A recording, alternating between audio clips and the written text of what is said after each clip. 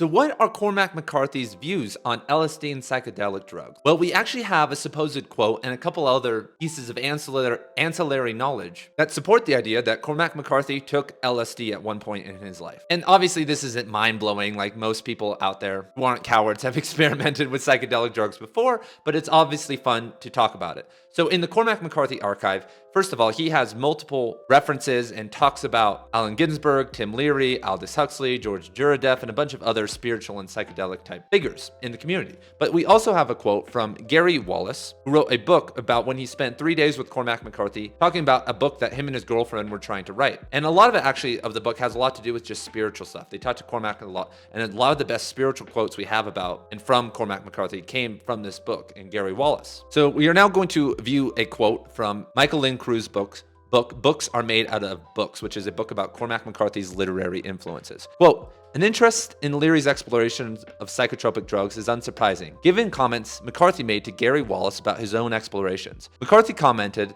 that some cultures use drugs to enhance the spiritual experience, and that he had tried LSD before the drug was made illegal. He said that it had helped him to open his eyes to these kinds of experiences. This statement accords with McCarthy's interest in non-rational experience as a source of wisdom, an interest that manifests itself most overtly in Suttree. See entry for Foucault in Suttree." So you would think, though, that McCarthy, who has, spoken about and written papers on about the unconscious, of course, has to have an interest in psychedelic drugs because they are such a big part of speaking about the unconscious as, meditation and yoga and other things are. And this seems actually like a very solid story and a very solid idea because most people who take psychedelics over the course of decades, what happens to them? We look at Tim Leary or Allen Ginsberg. They start to fall off. They start to, and this is obviously a generalization, but as Ken Kesey said that he couldn't write anymore because after taking drugs too much, he lost the ability to create great metaphors. So Cormac McCarthy, taking psychedelic drugs seemingly in the early to mid 60s at the start of his writing career was probably a magnificent change of perspective for him because if I'm just judging the timelines here, he had probably already written or was in the process of publishing The Orchard Keeper, and A Child of God was probably close or in the process of being done.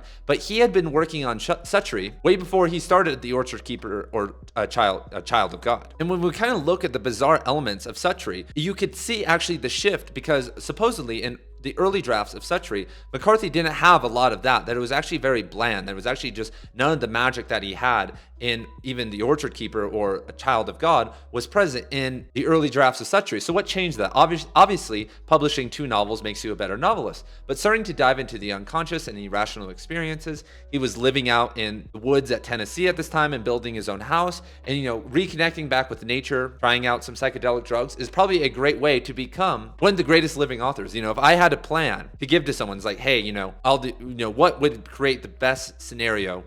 What would be the best plan to become a great author? Well, go out in nature, don't work any jobs, and take psychedelics a couple times enough to show you the gateways to other perspectives, but don't get lost in it. Don't become a stoner. Don't do any of that. And just write 3 to 6 hours a day, fall in love, be in relationships, and don't get caught up in media and book tours and universities. Stay away from all that. Wow. Seems very similar, everybody. So let me know what you guys think. Maybe, obviously, some of this could just all be bullshit, but scholars do think that, this Gary Wallace, the source and ideas that Gary Wallace put down are actually legitimate, so I will believe them. And we have another great author in the category of someone who has taken psychedelic drugs, and I think that's a pretty good thing. Thank you guys for watching, and if you guys want to see some more Cormac McCarthy videos, go check them out over here. Peace.